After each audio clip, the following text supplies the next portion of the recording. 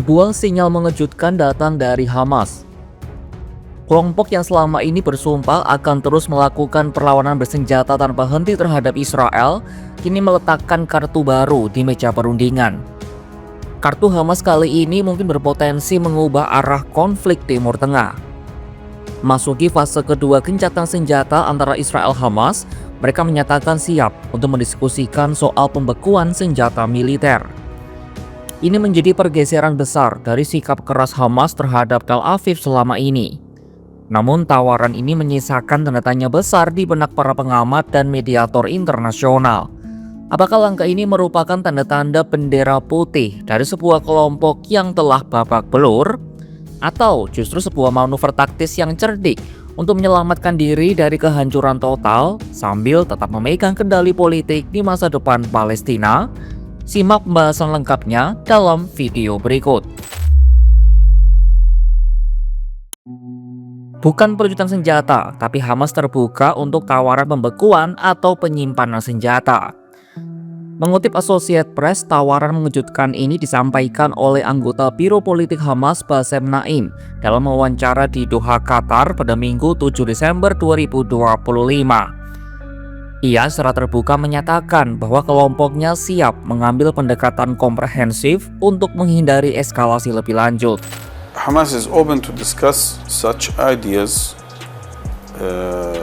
within the context of a long-term ceasefire or truce, within the context of a political track which have to lead to a Palestinian state.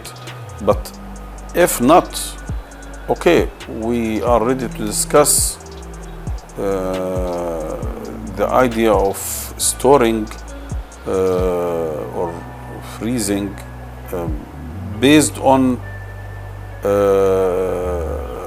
a total security arrangements, first of all, which keep the capability of Palestinians to defend themselves in case they are attacked. Pernyataan ini harus dibaca dengan cermat.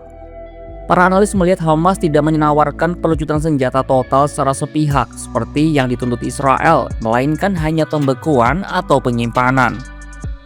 Secara analitis, langkah ini dapat dibaca sebagai strategi bertahan hidup. Setelah 2 tahun dikempur oleh serangan ofensif Israel yang menewaskan lebih dari 70.000 warga Palestina dan meratakan sebagian besar Gaza, kemampuan militer Hamas mengalami degradasi signifikan. Tawaran diyakini memberi Hamas ruang untuk bernafas. Dengan membekukan penggunaan senjata, mereka berupaya menghentikan mesin perang Israel yang terus menggerus infrastruktur fisik dan sosial di jalur Gaza. Naim menyarankan gencatan senjata jangka panjang selama 5 atau 10 tahun sebagai ruang untuk diskusi lebih lanjut. We are open to have a comprehensive approach in order to avoid further escalations or in order to avoid any further clashes or explosions. Therefore, we are talking about, on one line, to end fully the first phase. Second, to initiate a political process which has to end with an independent Palestinian state. And during this time, we can go for 5, 7, 10 years ceasefire or truce. Hamas menyadari bahwa melanjutkan konfrontasi terbuka saat ini hanya akan mengundang kehancuran total. Sehingga opsi menyimpan senjata menjadi jalan tengah yang paling rasional untuk mempertahankan eksistensi mereka di lapangan. Meskipun tampak melunak, Hamas tetap keras dalam narasi ideologisnya. Ada dualitas strategi yang mencolok. Mereka menawarkan kompromi taktis, tetapi tetap menjaga nyawa perlawanan.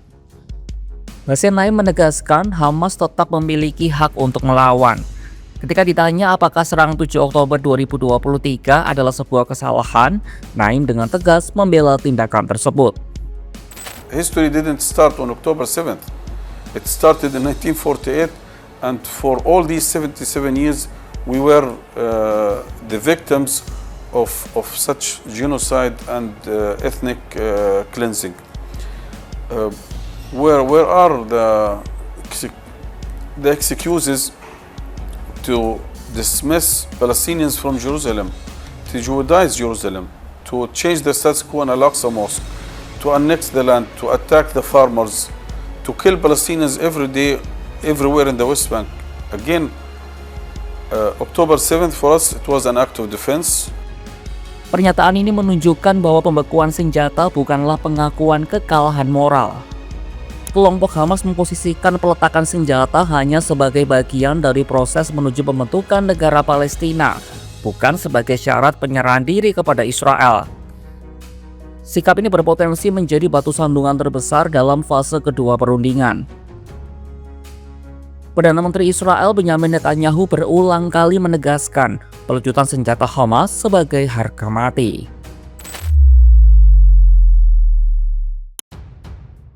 Di balik tawaran pembekuan senjata, terdapat kalkulasi politik yang lebih dalam. Mengutip Times of Israel, Hamas tampaknya sedang berusaha mengubah citra dirinya dari sekadar milisi bersenjata menjadi aktor politik yang sah dan tak terelakkan dalam tata kelola masa depan Gaza. Indikasi ini terlihat dari kemajuan pembicaraan mengenai pembentukan komite teknokratis yang akan menjalankan urusan sehari-hari di jalur Gaza. Naim mengungkapkan Hamas dan otoritas Palestina telah mencapai kesepakatan mengenai sosok yang akan memimpin komite tersebut. Meskipun tak menyebut nama, pejabat Hamas lainnya mengidentifikasi figur tersebut sebagai Menteri Kesehatan Majed Abu Ramadan. Ia adalah seorang tokoh yang berasal dari Gaza tetapi menetap di tepi barat.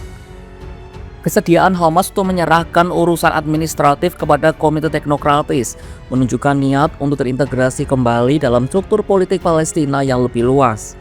Hamas seolah ingin menunjukkan bahwa mereka adalah mitra yang bisa diajak bernegosiasi, bukan sekadar target operasi militer. Tawaran Hamas untuk membekukan senjata menjadi perkembangan paling signifikan dalam dinamika gencatan senjata antara Israel dan Hamas. Ini menandai pergeseran Hamas dari konfrontasi total menuju manuver politik tingkat tinggi. Kelompok Hamas menyadari bahwa kekuatan militer semata tidak lagi cukup untuk menjamin kelangsungan hidup mereka di tengah kehancuran Gaza dan tekanan internasional yang dipimpin oleh Amerika Serikat. Namun jalan menuju perdamaian permanen masih sangat terjal. Israel menuntut pelucutan senjata total, sementara Hamas menawarkan penyimpanan bersyarat. Kesenjangan ini ditambah ketidakpercayaan mendalam dan pelanggaran gencatan senjata yang terus terjadi di lapangan membuat fase kedua kesepakatan ini sangat rentan. Akan seperti apa perkembangan dari fase kedua gencatan senjata di Gaza ini? Simak perkembangan berikutnya hanya di kanal YouTube Kompas.com.